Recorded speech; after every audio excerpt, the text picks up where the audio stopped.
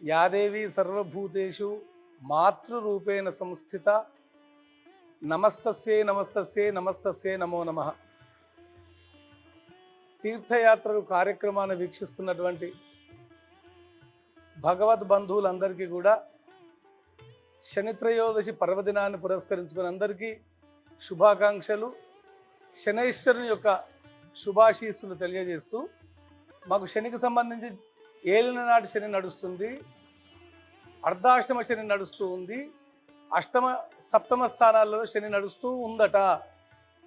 దాని ద్వారా మాకు ఏం పీడలు కలుగుతాయి అని చెప్పేసి ఎన్నో రకాల మెసేజ్లు వస్తూ ఉంటాయి, ఫోన్ కాల్స్ వస్తూ ఉంటాయి.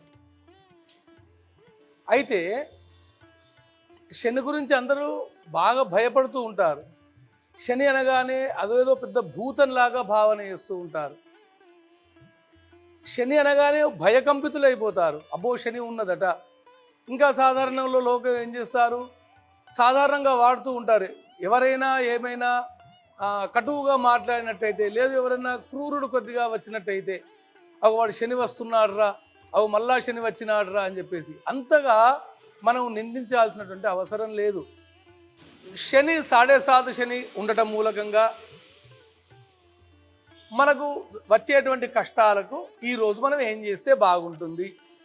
కర్కాటక రాశి జాతకులు, సింహరాశి జాతకులు, వృశ్చిక రాశి జాతకులు, మకరము, కుంభము, మీనరాశి జాతకులు, వీళ్ళు ఎవరైతే ఉన్నారో వీళ్ళందరూ ఇప్పుడు నేను చెప్పినటువంటి రాశుల వాళ్ళందరూ కూడా శనిపీడితులే, శనేశ్వరుని యొక్క బాధితులే.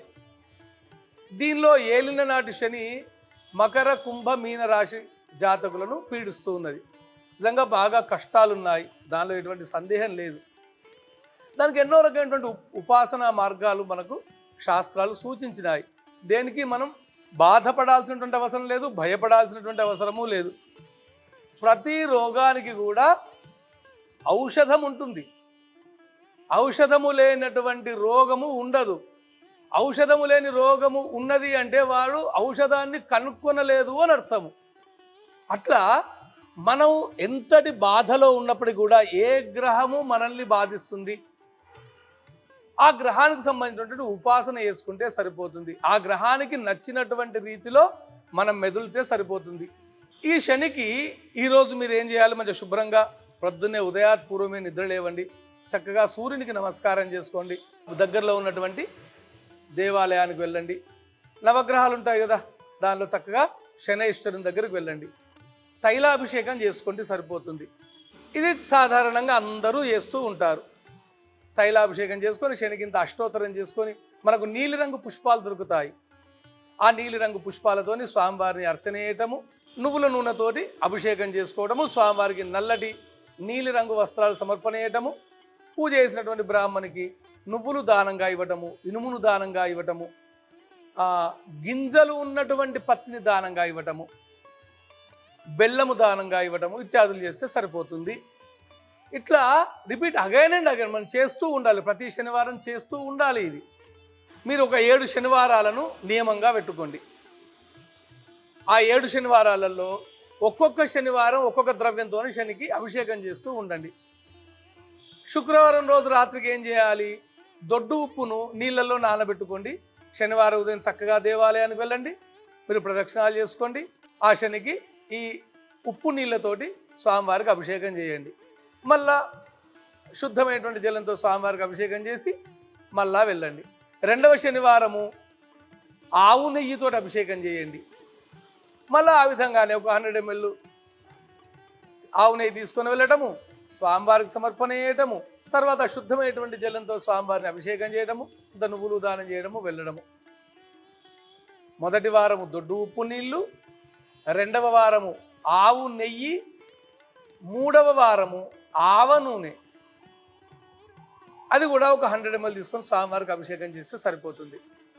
దాని తర్వాత ఆముదము దొరుకుతుంది మనకు, ఆముదంతో కూడా స్వామివారికి అభిషేకం చేయాలి.